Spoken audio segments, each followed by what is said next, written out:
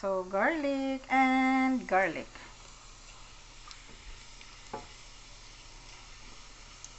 Fried garlic.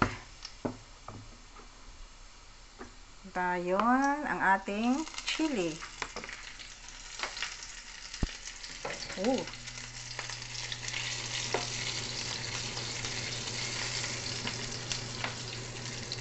Yun. Ang bilis nag-brown yung ating chili. So, andito na yung ating sauce. Ilagay na natin yung ating sauce. There you go. Kompleto yung ating sauce, guys. Mayroon tayong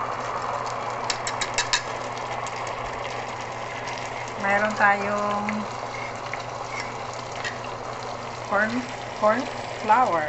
Ayun, oh. Diba? Sobrang lapot yan.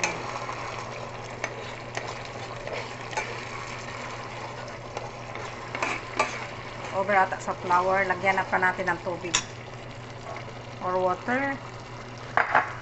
So, ito yung gamitin natin na tubig.